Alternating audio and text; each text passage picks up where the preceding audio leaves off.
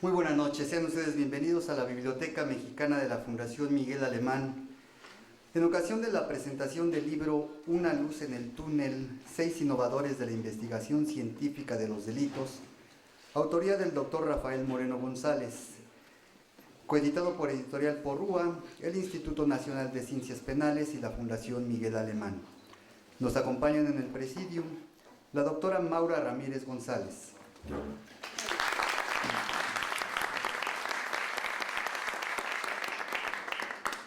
el doctor Luis Rodríguez Manzanera,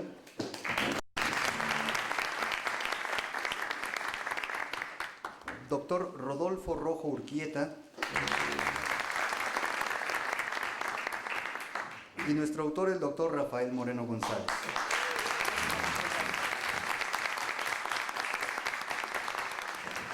Contamos con la presencia del doctor Alejandro Carrillo Castro, nuestro director general de la Fundación Miguel Alemán, y muy especialmente agradecemos la presencia de doña Victoria Eugenia Moreno, a quien le damos la más cordial de las bienvenidas.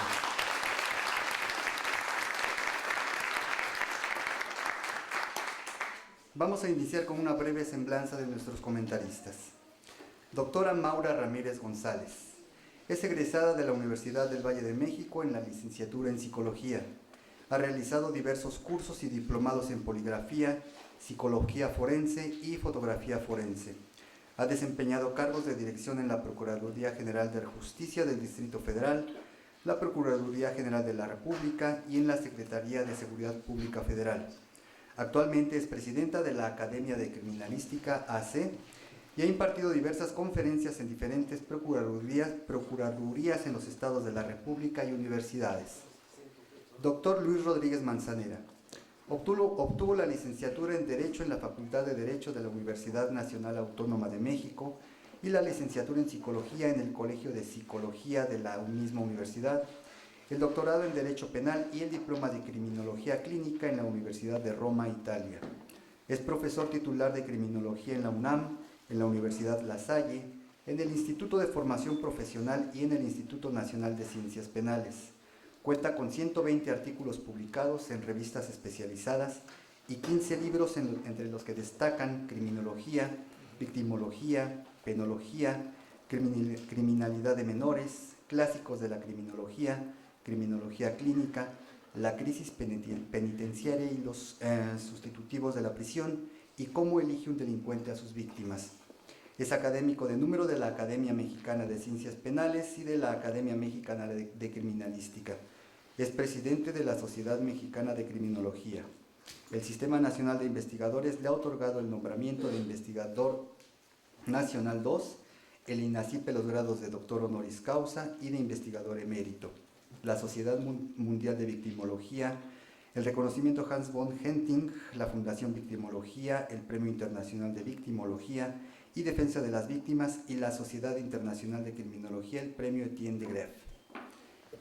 Doctor Rodolfo Rojo Urquieta, médico cirujano egresado de la Universidad Nacional Autónoma de México, se ha desempeñado como perito médico forense del Servicio Médico Forense, asimismo como perito médico forense de la Procuraduría General de Justicia del Estado de México, jefe del CEMEFO de la Procuraduría General de Justicia del Estado de México, subdirector técnico del CEMEFO, dependiente del Tribunal de Justicia del Distrito Federal, profesor titular de Medicina Legal de la especialidad de Medicina Legal en los servicios periciales de la PGR del Estado de México, así como de profesor titular de Medicina Forense de la UNAM y de la Universidad La Salle, socio de diferentes academias de Medicina Forense y de Ontología Médica. Actualmente se desempeña como coordinador general de los servicios periciales en la Procuraduría General de Justicia del Distrito Federal. Respecto a la semblanza del doctor Rafael Moreno, él mismo no quiso proporcionarnos una semblanza. Vamos a iniciar con los comentarios de la doctora Maura Ramírez González.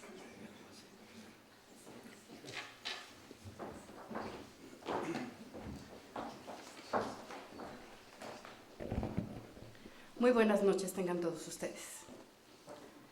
El día 16 de octubre del 2013 fue un día especial en mi vida, lo que me enorgullece enormemente, ya que el doctor Luis Rafael Moreno González me hizo el altísimo honor de invitarme a que comentara y analizara desde un punto de vista crítico y sin paja, como él lo mencionó en plan de broma, su reciente libro, que en mi opinión refleja indirectamente, sin que el autor lo haya planeado así, datos de la enigmática personalidad proyectada, desde la sencillez y humildad que lo caracteriza como ser humano excepcional hasta la grandiosidad de sus conocimientos y experiencia. El autor de este libro es el doctor Luis Rafael Moreno González, Una luz en el túnel, 6 innovadores de la investigación científica de los delitos, 2013, México, Editorial Porrúa y Coeditores, Instituto Nacional de Ciencias Penales y la Biblioteca Mexicana de Fundación Miguel Alemán, AC. Presentan un libro que desde su portada permite interpretar el título, Una luz en el túnel. Es como lo señala el autor, un buscar la verdad que oculta un delito, es penetrar por un túnel, pero también, desde mi perspectiva con conocimiento de causa, es el tener la plena certeza y confianza que todo delito que se haya cometido durante la etapa en la que el doctor Moreno González era director de servicios periciales, tanto de la Procuraduría General de Justicia del Distrito como de la Procuraduría General de la República, era simbólicamente la luz que las víctimas y sus familiares encontraron en ese túnel de incertidumbre e inquietud, que quiero suponer sentían ante un hecho repentino, como por ejemplo un homicidio, un secuestro e infinidad de delitos, en los que la criminalística y demás ciencias forenses, impulsadas por el doctor, tuvieron una relevancia en las investigaciones periciales de la Procuración de Justicia del país en esa época, y como siempre lo pregona el autor, la búsqueda de la verdad histórica de los hechos. Verdad que ante los ojos del autor, este libro, amante de la criminalística, de la medicina, de las ciencias forenses, se convierte esa verdad en una genuina obsesión profesional y detectivesca, para tratar de resolver de manera meticulosa y apegada a los estrictos conocimientos de los conceptos científicos de tan renombrado autor.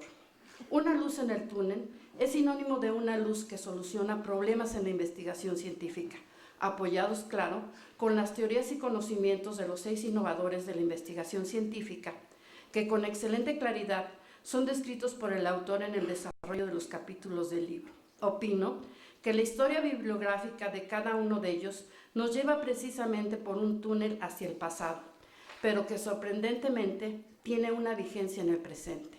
Considero que la misión de vida del autor es dar luz e iluminar a los que lo rodean, pero aún más a la verdad, sea esta de un hecho delictuoso o de la vida diaria. Su misión, convertida en pasión, ya que el autor disfruta de leer, escribir, pero sobre todo de investigar, actividades que estoy plenamente segura llenan su corazón y su alma. Al leer cada una de las historias de vida que se relatan en el libro, me permiten reflexionar que el aprendizaje a través de la lectura que obviamente el autor ha fomentado en su esposa, familiares, amigos y alumnos por medio de su obra escrita, resuelve casos e innovan en cualquier esfera que sea, pero más aún en las ciencias penales o en las ciencias periciales. Me corresponde comentar sobre uno de los ilustres innovadores, el doctor en Derecho Hans Gross. La descripción amena de la vida de este personaje, con el que el doctor Moreno González se identifica en la inquietud de su espíritu, en la necesidad de ampliar sus conocimientos y en la que los datos que resaltan sobre este personaje están magistralmente escritos, por lo que queda poco por decir. Sin embargo, es menester hacer hincapié que Hans Gross, autor de diversas obras, como por ejemplo Psicología Criminal y Manual del Juez de Instrucción, como sistema de la criminalística, fue considerado el padre de la criminalística en el mundo. Y en México, de manera similar, el doctor Moreno González es pionero y uno de los más entusiastas criminalistas, maestro de maestros criminalistas, que en la actualidad son excelentes funcionarios públicos que en este momento nos acompañan. Además de lo relatado por el autor, es necesario comentar que seguramente Hans Gross pasó horas enteras revisando, estudiando, preguntándose, escribiendo, experimentando para crear conocimientos que revolucionarían los existentes en ese momento. Es así, como dato anexo tenemos que en 1869 Comienza su carrera como juez de instrucción y a lo largo de los siguientes 20 años recopiló, sistematizó, volcó toda su experiencia e ideas en su Manual del Juez como Sistema de Criminalística, que vio la luz en 1893. En él describía como criminalística a ese cúmulo de conocimientos auxiliares del derecho que describía como el conjunto de teorías que se refieren al esclarecimiento de los casos criminales, virando la metodología de la investigación del hecho a los datos que aportan las evidencias físicas mucho más confiables que el testimonio de los testigos. Esta metodología propuesta suponía conocimientos por parte del juez que eran de esperar en los médicos legistas químicos forenses, pero también aportes originales como el examen del lugar del hecho, de documentos, la búsqueda de huellas de todo tipo, etc. Para lo cual también describió el bolso de la comisión, muy similar a los equipos modernos para el procesamiento de la escena del delito. Hans Gross, en su Manual del Juez de Instrucción, señala que el delincuente ha podido, antes y después de cometer el delito, utilizar cuantos medios le sugiere su astucia e instinto de conservación para burlar la acción investigadora del Estado y eludir la pena, en tanto que el juez, con los datos incompletos que le suministra el hecho realizado, se ve en la necesidad de despejar la incógnita del proceso, que cuidadosamente ocultan de un lado la fatalidad y los otros esfuerzos del criminal, razón por la que le es indispensable suplir estas deficiencias, no solo por el impulso poderoso de su talento, sino también por los consejos de la experiencia propia o ajena a que ésta tendrá que acudir en defecto de la primera, ya que sin ella rara vez se podrá llevar a cabo o a término feliz la empresa que la sociedad le confía. En 1896, el mismo Dr. Gross recopiló, clasificó, describió una gran medida y número de objetos relacionados directamente con la labor del juez de instrucción y creó el Museo Criminológico de la Universidad de Graz como un aporte para los estudiantes, jueces y agentes de la Policía Judicial. Algunos de los objetos que principalmente proceden de la época de Hans Gross son, por ejemplo, huesos destrozados junto con la herramienta, martillos, proyectiles, etc. Cabellos humanos que se comparan con pelos de animales, sustancias tóxicas, proyectiles, naipes marcados o falsificados, fotografías de delincuentes, armas, etc. Esta original obra fue editada por primera vez en 1893 en alemán, traducida por el juez de primera instancia Máximo Arredondo. Fue impresa en Madrid en la editorial España Moderna S.A. en la colección Biblioteca de Jurisprudencia, Filosofía e Historia, con 804 páginas. En 1900, Lázaro Pavia lo editó en México en la editorial Eduardo Dublán. La fuente consultada es el Principio de Identidad Criminalística, libre blog dedicado a la comunidad de estudiantes y profesionales de las ciencias forenses y criminalísticas. Por otra parte, también es necesario comentar la importancia de la criminalística dentro de una investigación pericial. Para ello, la definición de criminalística que el doctor Rafael Moreno González establece en su libro Reflexiones de un criminalista lo explica con exactitud. Dice el doctor Moreno, criminalística es la disciplina que aplica fundamentalmente los conocimientos, métodos y técnicas de investigación de las ciencias naturales en el examen del material sensible, significativo, relacionado con un presunto hecho delictuoso, con el fin de determinar en auxilio de los órganos encargados de administrar justicia su existencia, o bien reconstruirlos, o bien señalar y precisar la intervención de uno o más sujetos en el mismo. Para llegar a las diversas definiciones de criminalística que se tiene, debemos conocer que esta ciencia de investigación de delitos atravesó por tres etapas importantes o tres etapas históricas. La empírica o mágica, en la que se recurría para investigar un delito, salvo casos evidentes o infraganti, a supersticiones, oráculos, juicios divinos y a lo sumo al pensamiento lógico del juzgador. La equívoca, en los finales de la Edad Media o principios de la Edad Moderna, se comienza a utilizar el conocimiento científico de excriminales para combatir el delito. Se comienza a utilizar determinados especialistas como expertos o peritos, como por ejemplo el carnicero para determinar el tipo de sangre, el armero para determinar si una persona disparó o no. Los médicos juegan un papel importante, aunque el conocimiento de la fisiología humana no se conocía del todo, con la finalidad de esclarecer un hecho. Y lo más importante, la científica. Esta etapa comienza a desarrollarse con la revolución científica, iniciada desde los finales del siglo pasado y desarrollada plenamente en el siglo actual. Se comienza a aplicar los avances del conocimiento científico en química, en física, biología, medicina, psiquiatría. Se desarrollan instrumentos y aparatos de aplicación en las investigaciones criminalísticas y en nuestros días se han desarrollado nuevas técnicas para perfeccionar. Quiero resaltar que la inquietud de investigación que sembró el autor en muchos de los aquí presentes se ha visto fortalecida a través de los integrantes de la Academia Mexicana de Criminalística, de la que es presidente honorario vitalicio y en la que predica con el ejemplo, motivo por el cual es el momento de recoger la cosecha para el autor. Por ello me es grato conversar con ustedes, que el espíritu de curiosidad que me despertó en mí como su alumna y la lectura cuidadosa y meticulosa del libro me llevó a encontrar datos como los siguientes. 2 de los personajes nacen entre los años 1509 y 1584. 4 nacen entre los años 1809, 1835, 1847 y 1859. César Lombroso nace el 6 de noviembre. Hans Gross nace el 26 de noviembre. Nuestro querido autor nace el 23 de noviembre. En la actualidad, su fecha de nacimiento está clasificada en la Ley de Protección de Datos, razón por la cual no señalo el año. La picardía y sutileza de las bromas también es una de las características que aprendí del autor. Estamos ante un libro que te atrapa desde las primeras páginas.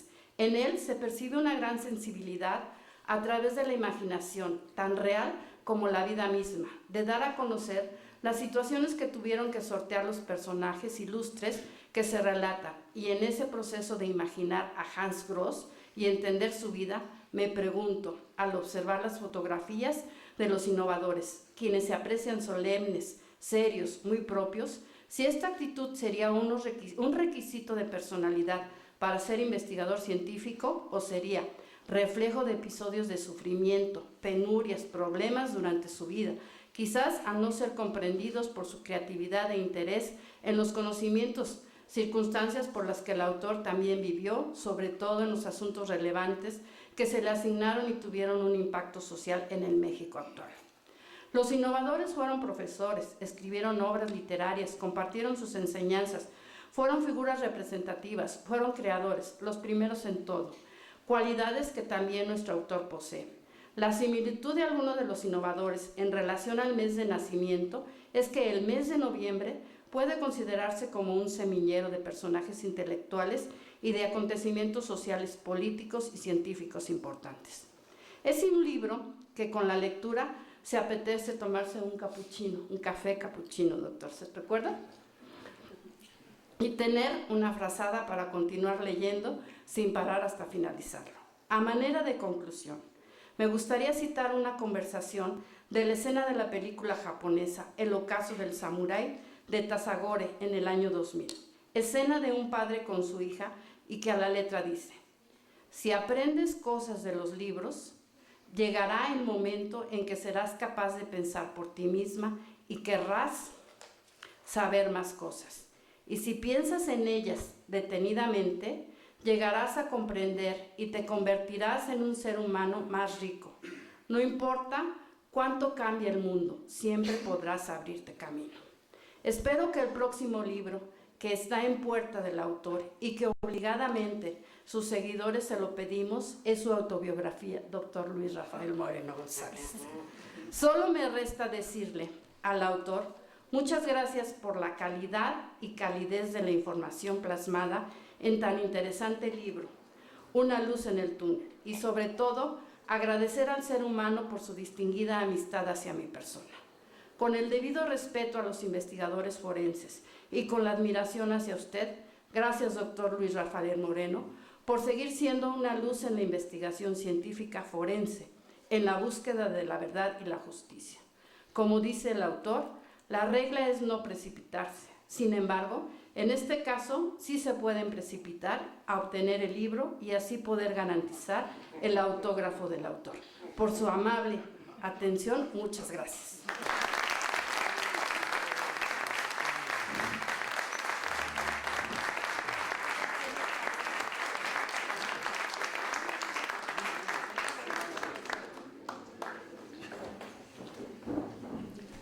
Muchas gracias, doctora Ramírez González. A continuación, los comentarios del doctor Luis Rodríguez Manzanera.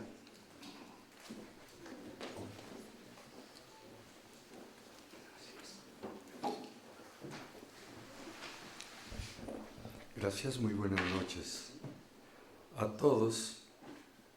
Es un verdadero placer poder participar en esta ceremonia de presentación del libro Una luz en el túnel de mi querido maestro y amigo Luis Rafael Moreno González. Un interesante libro en que se presentan a 5 precursores e innovadores de la investigación científica del delito. Y es verdad que el arte es importante, la pintura, la escultura, la literatura, el arte en general han sido fuente para el conocimiento científico y de manera particular para la comprensión del fenómeno criminal. Podemos mencionar, claro, a Alejandro Maldonado con el delito y el arte, Quintano Repollés con la criminología en la literatura universal, Israel Drabkin con arte, literatura y criminalidad, y desde luego aquel libro genial de Enrico Ferri, y Delincuenti en el arte, los delincuentes en el arte. Y ahora a estos autores se une el maestro Rafael Moreno con el análisis de 2 creadores de la novela policíaca, uno Poe, el otro Doyle. Y es que en realidad la novela policíaca ha sido inspiradora en mucho para el investigador, para la investigación criminal en general. Yo creo que todo criminólogo, todo criminalista que se respete ha disfrutado a Chesterton, a Agatha Christie, a Simenon, Ellery Quinn, etcétera, etcétera. Por eso yo creo Rafael inicia su libro con Edgar Allan Poe, considerándolo un antecedente, un precedente, un precursor de los poetas malditos y iniciador del género de la novela policíaca. Claro que hay antecedentes, desde luego que hay antecedentes, nos podemos ir al siglo V antes de Cristo a ver a Sófocles con su genial Edipo Rey, que yo creo que es una de las primeras novelas policíacas, además con un argumento fuera de lo común, ¿no? El detective que está buscando a un criminal que resulta ser él mismo, algo digno de Agatha Christie, ¿no? Y bueno, desde luego, después de mencionar a Poe, se va con Conan Doyle. Ya le había dedicado un estudio interesante, Sherlock Holmes, y la investigación criminalística en una bellísima edición del INACIPE. Y es que realmente Doyle es el creador del detectivismo o ciencia detectivesca, como él mismo le llama en Estudio en Escarlata, ¿no? Cuando funda aquello de la nueva profesión de detective consultor. El planteamiento viene siendo el mismo, el crimen siempre es un rompecabezas que debe armarse con múltiples piezas, y mientras más pequeñas esas piezas parece que mejor. Todas tienen que embonar, tenemos que llegar a un resultado exacto. Y me llamó la atención en esta obra como Rafael Moreno, no solamente en el caso que estoy comentando, sino en los demás, menciona siempre a los maestros. Creo que es muy importante. En el caso de Conan Doyle menciona a Joseph Bell, su gran maestro de medicina, y en el que se inspira realmente para crear la figura aquella de Sherlock Holmes. Yo esta parte, bueno, la he interpretado como que Rafael Moreno está recordando a sus maestros, a Gómez Robleda, a Quirós Cuarón, Iturbide Alvírez, tantos de quienes aprendimos y que fueron realmente una inspiración para nosotros. Y ya pasando al aspecto un poco más de la ciencia, saliéndonos un poco de esto del arte, aunque a veces ciencia y arte cómo se pueden mezclar y hasta confundir, Rafael Moreno sigue con César Lombroso, contemplado, creo que con toda justicia, como el padre de la criminología, ya teníamos algún estudio de él en el prólogo que hace a Vita del mio padre, a Vida de Lombroso, de Gina Lombroso, y ahora en esta obra nos relata Rafael Moreno cómo Lombroso desde su infancia fue un gran lector, y él menciona básicamente un libro, Vidas Paralelas, de Plutarco. Viendo esto, a mí se me ocurrió, empecé a meditar en cómo hay una vida paralela a la de Lombroso y que representa también una clarísima luz en el túnel, que es Sigmund Freud. Me parece que es un tema que me gustaría que lo trabajáramos con Rafael Moreno, porque tanto Freud como Lombroso eran judíos. Desde el principio no querían ser médicos, querían dedicarse más bien a la cuestión de la cultura romana o cultura griega. Se convencen o los convencen a ser médicos, pero inmediatamente su orientación son enfermedades mentales. Tuvieron maestros extraordinarios, Paulo Marzolo en el caso de Lombroso, o Charcot en el caso de Freud. Desde jóvenes tuvieron escritos interesantísimos. Rafael menciona algunas de los de Lombroso. Y una cosa curiosa, sufrieron el rechazo de sus universidades. Lombroso en la de Turín, y Freud en la de Viena. Lombroso sí llegó a ser profesor titular, Freud no. Freud nunca llegó a ser profesor titular, simplemente llegó a ser lo que allá se llama profesor extraordinario, ¿no?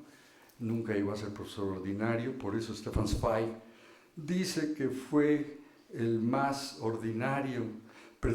extraordinario profesor entre tantos profesores ordinarios, ¿no? Como mismo Stefan Zweig dice, la bestia negra de la Universidad de Viena. Y Lombroso también, a tal grado, como lo ha relatado el maestro Moreno, tuvo que salirse de la universidad, alquilar un cuartito en un convento que se llama San Francesco a Torino, y ahí poner su pequeño laboratorio y empezar a dar clases fuera de la universidad, porque en la universidad no lo querían, ¿no? Ambos crearon grandes escuelas de pensamiento, uno el positivismo, el otro el psicoanálisis. Realizaron notables descubrimientos fuera de su ciencia. Esto es lo curioso, Lombroso con la pelagra o con el bocio, y Freud con aquel genial descubrimiento de la cocaína como anestésico, etc. Ambos tuvieron amigos fieles y enemigos feroces, ¿no? Y podríamos seguir por ahí. Tuvieron hijas excepcionales, Lombroso, Gina Lombroso di Ferrero, y Freud, Ana, que es verdaderamente fuera de serie en sus estudios sobre psicoanálisis infantil.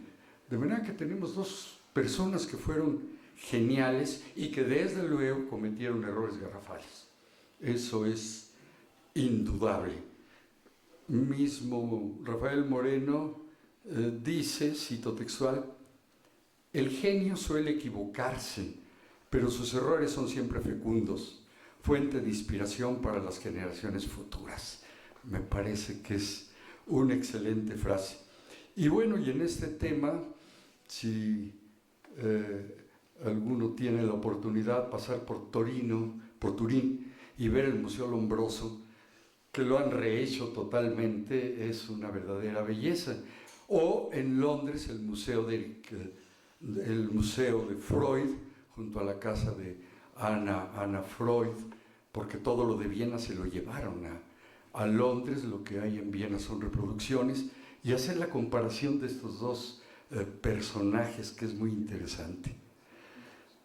Continuando, en cuanto a la criminalística, ya tenemos la referencia de Hans Gross, el gran juez austriaco, del Manual Práctico de Instrucción Judicial para el uso de procuradores, de policías, de jueces, etcétera, etcétera. Y es interesante aquí, ya oímos todo lo referente a Gross, pero cómo Hans Gross logra esto de aquella ciencia detectivesca de Doyle, la convierte ahora en la ciencia criminalística, como hemos visto, con una potencia, con una amplitud, y ahora que estuvimos preparando esto, y además sorprendentemente actual. Es increíble. Yo creo que tendríamos que volver a poner a Gross de texto. Y para finalizar, Rafael se ocupa de los iniciadores de la medicina forense. Obviamente él es médico forense y menciona a Ambrosio Paré y Paulo Sacchia.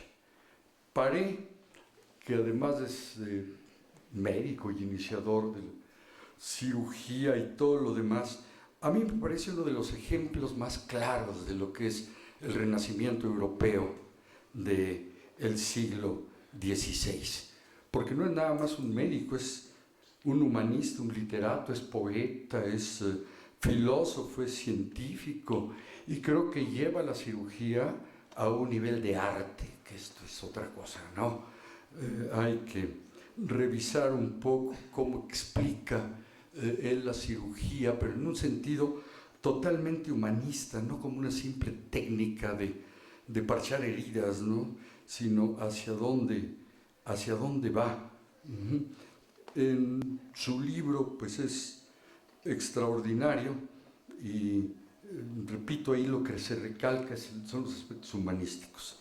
Y Pablo Sacchia, que tuve la oportunidad de comentarlo cuando estaba trabajando sobre esto, aquel romano de la Universidad de la Sapienza di Roma, que un siglo después de Paré escribe su asombroso tratado Cuestiones médico-legales, escrito originalmente en latín. Y digo asombroso porque aquellos dos gigantescos tomos, los dos que vimos, son completísimos. No es solamente medicina forense, sino todas sus correlaciones, tanto a derecho canónico como a derecho común, son asombrosos. Creo que es uno de los libros más completos de la materia y sorprendente por sus explicaciones.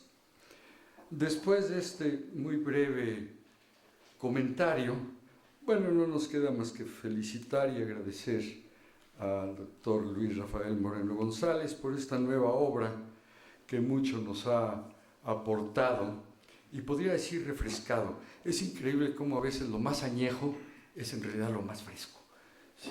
Como que vuelve uno en muchos aspectos a sus principios.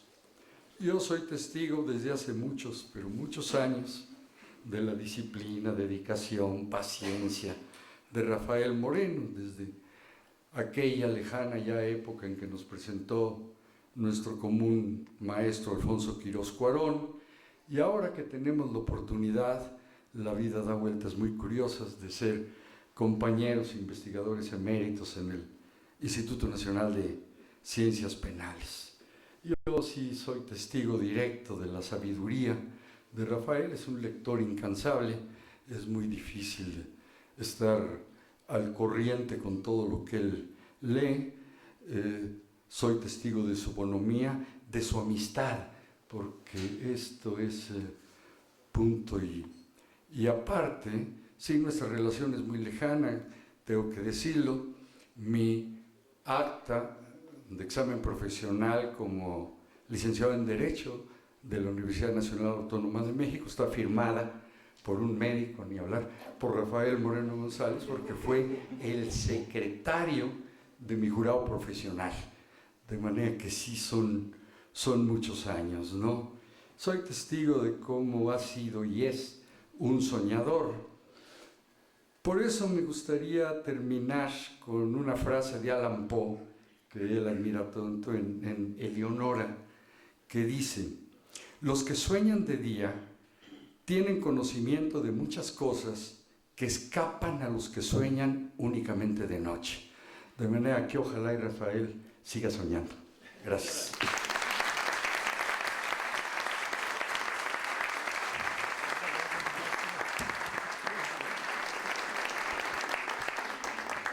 Muchas gracias, doctor Rodríguez Manzanera. A continuación, el comentario del doctor Rodolfo Rojo Urquieta.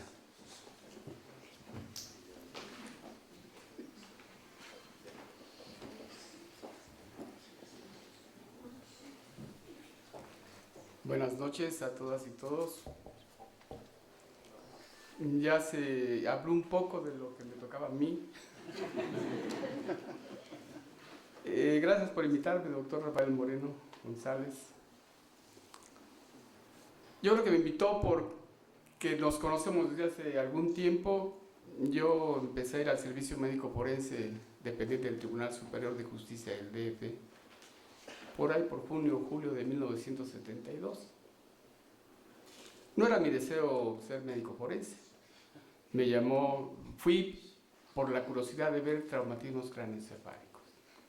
Quería ver las fracturas de cráneo, ver las hemorragias subaracnoideas, subdurales, ventriculares, que había yo leído en los libros. Empecé a conseguir colarme ahí al servicio médico forense, y en el ínter de algunas de las necropsias, comentando con los técnicos, con los que estaban haciendo méritos para ingresar, estaban diciendo que la medicina forense era muy difícil. Yo ya me había interesado, leía el desglose de la averiguación previa que llegaba con el cadáver, y sin querer me fui involucrando. Y se me ocurrió decirles, pues a mí no se me hace que sea tan difícil. Pues me fueron a acusar con el que estaba actuando como subdirector, de que yo estaba diciendo que la medicina forense era muy fácil. Entonces me fue a ver este doctor y me dijo, ¿qué andas diciendo que la medicina forense es muy fácil? Dije, no, doctor, yo comenté que la medicina forense no me parecía que fuera tan difícil. Dice, sí. A ver, ¿me puedes dictar esta autopsia? Había llegado una mujer que el marido la sorprendió saliendo de unos baños públicos con el amante y le había impedido 7 puñaladas, una por cada hijo que le habían tenido. Le dije, pues yo creo que sí se la puedo dictar. Se la empecé a dictar y me dijo, oye, ¿tú a qué vienes aquí al forense? Digo, bueno, pues yo nada más estoy viendo traumatismos de cráneo. Me dice, no, tú te vas a quedar aquí, tú debes de ser perito médico forense. Dije, no, doctor. Yo quería hacer medicina interna, quería hacer cardiología. Pero me habla como a los 3 días y me dice, tengo una plaza para ti, ¿sí? Un interinato, y te tengo 36 horas de clase de medicina legal. Y yo, como no tenía un quinto en la bolsa, acabo de terminar la carrera, dije, bueno, pues un ratito. Un ratito que se convirtió en 34 años, de los cuales 14 años fui subdirector. Ahorita estaba diciendo el currículum, fui coordinador de la especialidad de medicina legal, pero la que se da en la Escuela Superior de Medicina, en la sección de graduados, pero en el servicio médico forense, que ahora es instituto. También en el Estado de México, en asociaciones, dando clases en la Salle, en la Médico Militar, en la UNAM, en el Poli, en todas partes. Tiene uno que trabajar en varias partes para lograr más o menos tener un sueldo adecuado. Cuando tuvimos la oportunidad de estar en Detroit, Michigan, fui a un curso de homicidio y conocer los peritos médicos forenses de allá que tenían tiempo para vivir. Trabajaban y salían como a las 3 o 4 y se iban a convivir entre ellos, a ir en sus lanchas al lago, en fin, es otra forma de vida. Y aquí trabajamos todo el día. Finalmente, pues después de esos 34 años, fui invitado a la Procuraduría a pasar a los servicios periciales, a conocer a peritos, excelentes directores, y pues entregados de lleno ahora a esos aspectos de la investigación. Participamos cuando estábamos ahí en el servicio médico forense, me tocó la exhumación de María Félix, la autopsia de Ruiz Macié, de Paco Stanley, de Luis Miguel Moreno. Yo los hice directamente porque en esa época que estaba como subdirector junto con el doctor José Ramón Fernández Cáceres, pues nos tocó realizar estas necropsias. El doctor Rafael Moreno González no se acuerda de la primera vez que nos encontramos ahí en el servicio médico forense. Había un problema con un cadáver y el problema era que tenía heridas de proyectil de arma de fuego, pero había entradas y salidas y había un proyectil adentro. Entonces, ¿qué pasaba, no? ¿Por qué ese proyectil? Si había entradas y salidas. Estaban opinando todos, yo todavía ni siquiera entraba al servicio médico forense. Se me ocurrió levantar la mano, estaban ahí el doctor Miguel Gibón Matré, el doctor José Luis de Hierro Valdés, el doctor Serna. Usted llegó con personal, con sus peritos de acá de la Procuraduría, que estaban al lado del servicio médico forense, y se me ocurrió decirle, ¿no será que ya la habían balaceado anteriormente y esa bala no la sacaron? Y parece ser que así había sido, se me ocurrió a mí. Entonces, pues me siento muy honrado de estar hoy aquí y participar en la presentación del libro Una luz en el túnel, de la autoría del doctor Luis Rafael Moreno González, a quien le agradezco la invitación. De todos es conocido que este no es el primer libro del doctor Rafael Moreno, que su obra escrita ha trascendido fronteras, difundiendo siempre a las ciencias forenses, aparte de su trayectoria como criminalista, como maestro, como directivo, como académico y como investigador. En el libro del doctor Moreno hace mención de Ambrosio Paré, quien es considerado el más grande cirujano del siglo XVI, el padre de la cirugía francesa. Paré no tuvo formación académica, sino surgió entre las filas de los barberos de esa época, en Francia. Ellos se dedicaron al arte de curar y estaban separados en tres estratos: los médicos, egresados de la Facultad de Medicina, los cirujanos pertenecientes a la cofradía de Saint-Comé, y los barberos cirujanos, que eran los últimos en la categoría. En su libro Viajes a distintos lugares, Paré describió anecdóticamente la vida de un cirujano militar en el siglo XVI y anunció su descubrimiento de que la ligadura puede sustituir al cauterio como hemostático en las amputaciones. En 1545 publicó una obra sobre las heridas de bala de arcabuz, que se convirtió en clásica en ese tiempo. En 1561 editó un libro sobre anatomía, dirigido a los cirujanos, Anatomía Universal del Cuerpo Humano. En 1564 publicó una monumental obra de cirugía, los 10 libros de cirugía. La primera parte contenía anatomía y fisiología, y la segunda, cirugía. En esa se describían muchas técnicas quirúrgicas, siendo una de las más significativas el uso de pinzas y ligaduras hemostáticas. Preconizó el uso de un torniquete en las amputaciones para mantener los músculos retraídos con la piel y evitar la pérdida de sangre y bloquear la sensibilidad. También difundió los vendajes y las prótesis. Abolió la castración para el tratamiento de las hernias, ya que diseccionando cuidadosamente el cordón espermático, no tenía necesidad de sacrificar el testículo. Muy drástico. Definió los objetivos de la cirugía anatómica del siglo XVI al decir: la cirugía tiene 5 funciones: eliminar lo superfluo, restaurar lo que se ha dislocado, separar lo que se ha unido, reunir lo que se ha dividido y reparar los defectos de la naturaleza. Las aportaciones de Paré a la traumatología y ortopedia fueron importantes. Estableció el lavado de las heridas. A él se le atribuye la frase: no puedo decir por qué razón, pero creo que uno de los principales medios para curar las heridas es conservarlas bien limpias. Paré expuso con detalle el tratamiento de fracturas y dislocaciones. Describió un nuevo método para la reducción de la luxación glenohumeral, la del hombro. Y perfeccionó el banco hipocrático para la reducción de las luxaciones. Fue el primero en describir las fracturas del cuello femoral, de las que sufren las personas de la tercera edad al caer sentado. Es el principio del fin. Y los desprendimientos epificiarios en los niños. Pionero en tratar una fractura abierta con éxito sin amputación.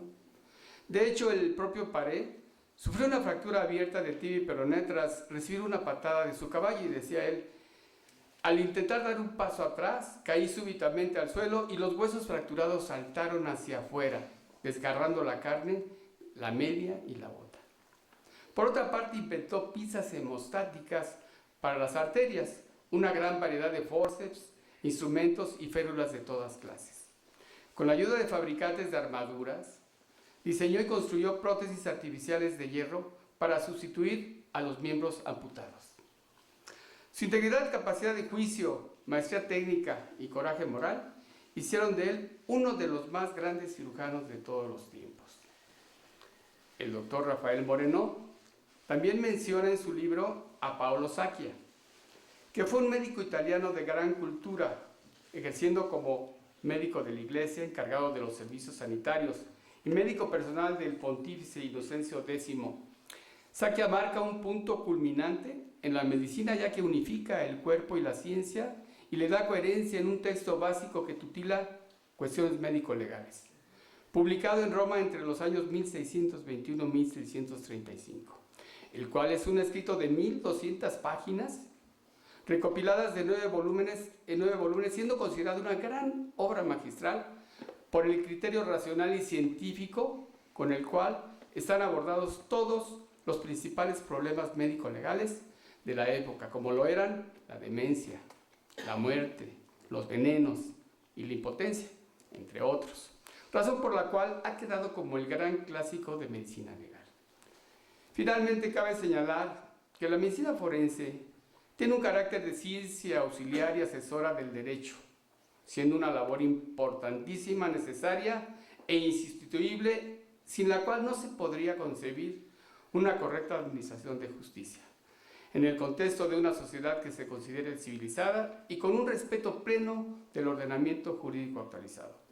Por lo que puedo afirmar, sin duda alguna, maestro, que la medicina forense, como usted dice, es una luz en el túnel. Muchas gracias.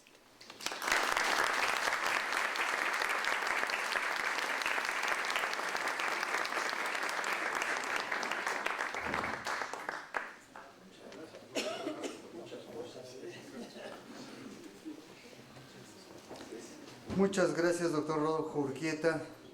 Finalmente pedimos la reflexión de nuestro autor, el doctor Rafael Moreno González.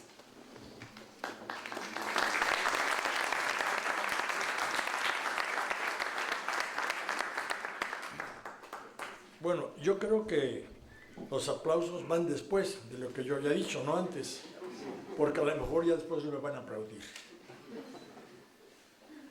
Yo en verdad estoy muy emocionado, sobre todo porque veo muchas caras que he visto durante muchos años, caras que me han acompañado en muchas investigaciones en el lugar de los hechos, en los laboratorios de criminalística, buscando la verdad, tratando de contestar las 7 preguntas claves de la investigación criminalística. Me refiero al qué, al quién, al cuándo, al cómo, al dónde, al con qué y al por qué. El veros a todos ustedes aquí, pues me da ánimos para hablar algunas experiencias, para exponer algún pensamiento que le dio origen precisamente al libro, al pequeño libro que hoy se comenta.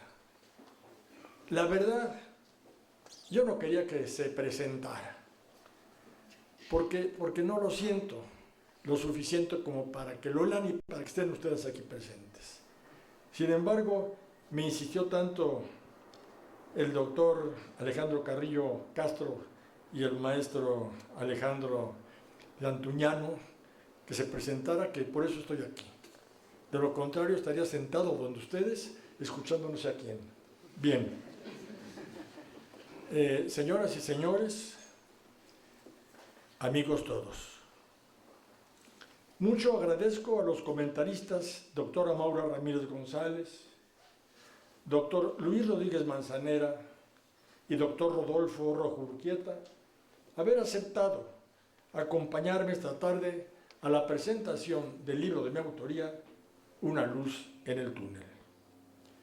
De igual manera, a los coeditores, doctor Alejandro Carrillo Castro, director general de la Fundación Miguel Alemán, al doctor Rafael Estrada Michel, director del Instituto Nacional de Ciencias Penales, y a don José Antonio Pérez Porrúa, director general de la editorial Porrúa, cuyo padre recuerdo con sumo aprecio, hombre de bien, caballero en toda la extensión de la palabra.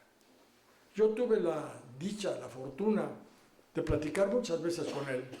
En su despacho, lo recuerdo muy bien, en la planta baja, lleno de libros, y me platicaba cuando iba a Torres Bodet y algunos maestros de la literatura mexicana a platicar.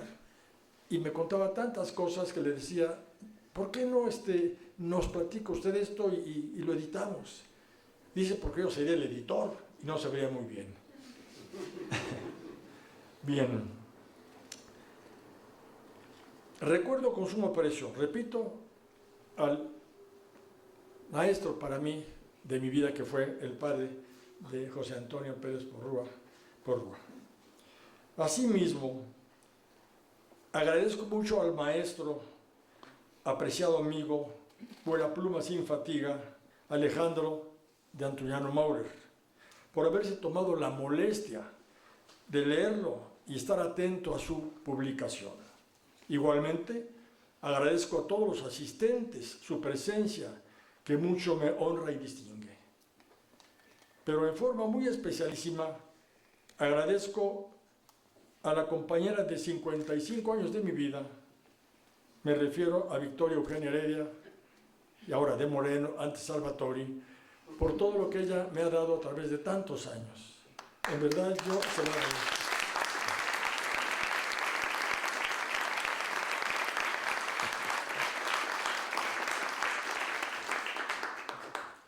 Redacté Una luz en el túnel en mis ratos de ocio, retirado en mi biblioteca, rodeado de libros, en cuyos estantes están inmóviles y apretados. Tesoro vivo e infinito que no se cansa de esperar y que se nos da generosamente sin más que alargar la mano y abrir sus páginas. Cierto es que hay libros que sugieren como las conversaciones, pero también los hay que parecen vivos, que nos hacen pensar, que nos enseñan, y estos son sin duda los mejores. El libro bueno es el amigo ejemplar que todo lo da y nada pide. Es el maestro generoso que no regatea su saber ni se cansa de repetir lo que sabe. El consuelo de las horas tristes, el sedante de los grandes afanes que va donde quiera que vayamos con nuestro dolor, el mentor de las grandes decisiones. Sin embargo, suscribo ante todo la sentencia de Plinio, popularizada por Cervantes en el sentido de que no hay libro malo que tenga algo de bueno. A lo mejor ese es el caso de La luz en el túnel.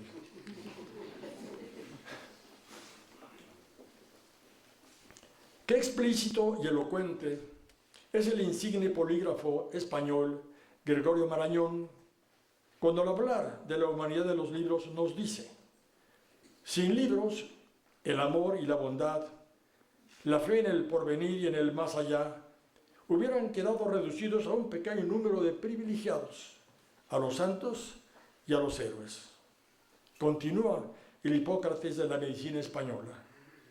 La palabra es el instrumento celeste, pero la palabra hablada está encerrada para siempre en la cárcel del espacio y del tiempo. El libro la hace universal, la hace inmortal. Hasta aquí la cita. En mi biblioteca, lugar sagrado que guarda tanto de mí, decidí bosquejar sucintamente la vida de quienes habían influido a reafirmar mi vocación por la investigación científica de los delitos, específicamente de sus innovadores. Vocación despertada por mi maestro de medicina forense Alfonso Quirós Cuarón cuando cursaba el 5º año de la carrera de médico cirujano. Mi encuentro y amistad con el distinguido investigador forense, maestro de criminólogos, médicos forenses, criminalistas y penitenciaristas, se debió al maestro Porte Petit, mi tutor intelectual, en cuya casa viví 9 años, periodo de mi formación profesional. Al maestro Porte, que en paz descanse, lo recuerdo y le recordaré siempre. Me aceptó en su casa, en virtud de que era doblemente mi tío, pues su esposa era hermana de mi padre y mi madre era su prima hermana.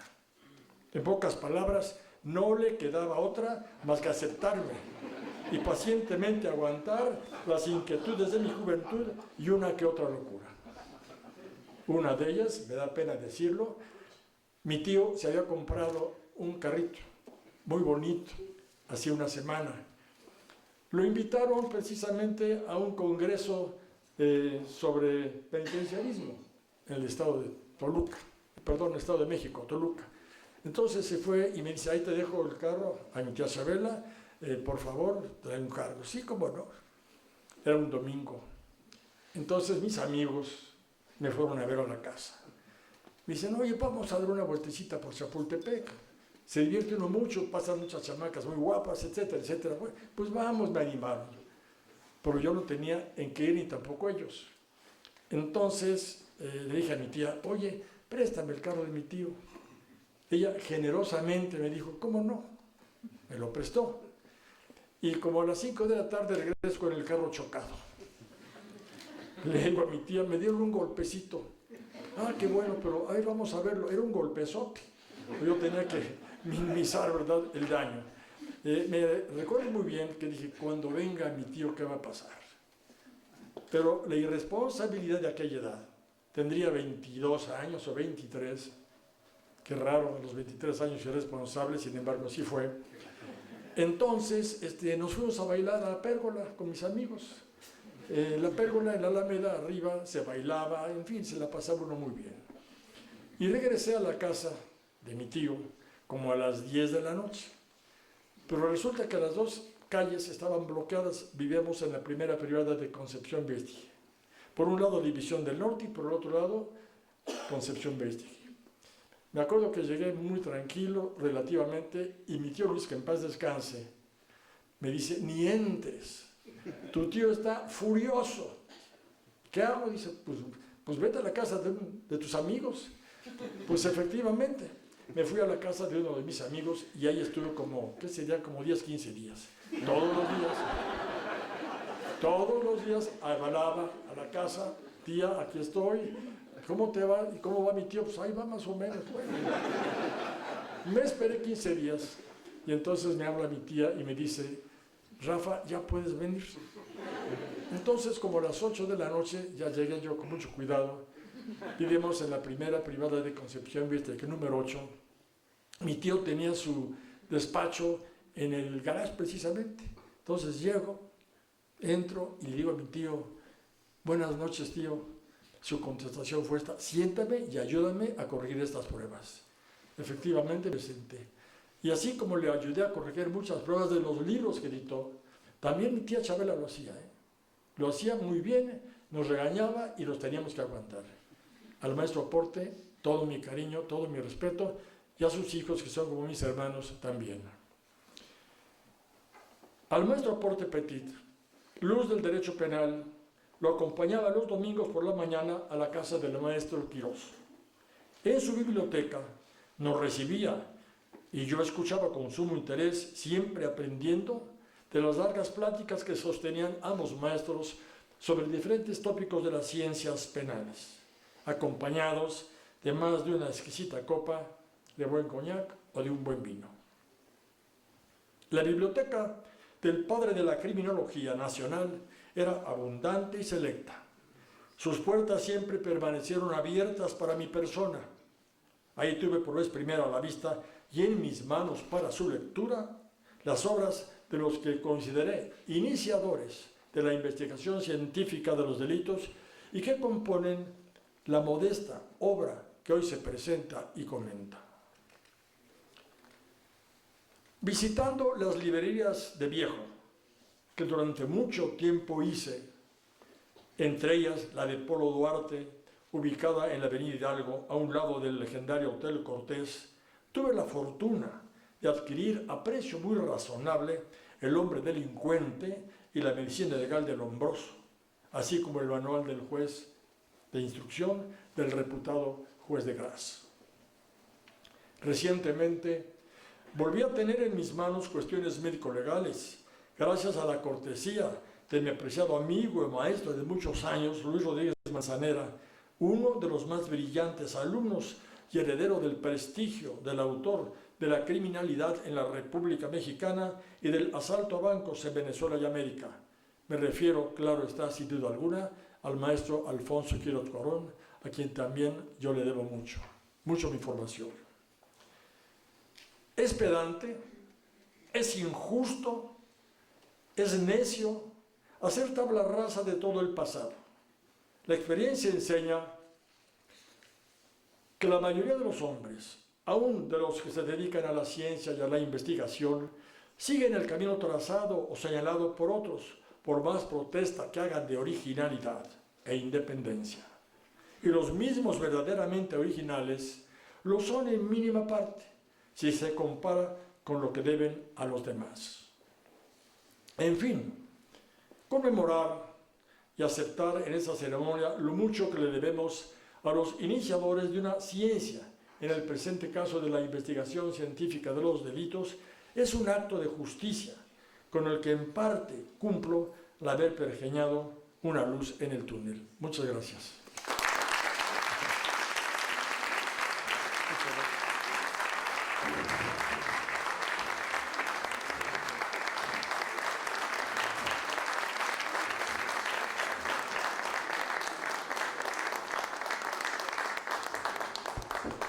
Muchas gracias, doctor Moreno, y gracias por encender para nosotros una luz en el túnel. Señoras y señores, de esta manera damos por terminada esta presentación. Quedan en su casa y la Fundación Miguel Alemán les invita a un vino de honor. La venta de los libros la pueden encontrar en la parte posterior de esta biblioteca. Buenas noches y quedan en su casa.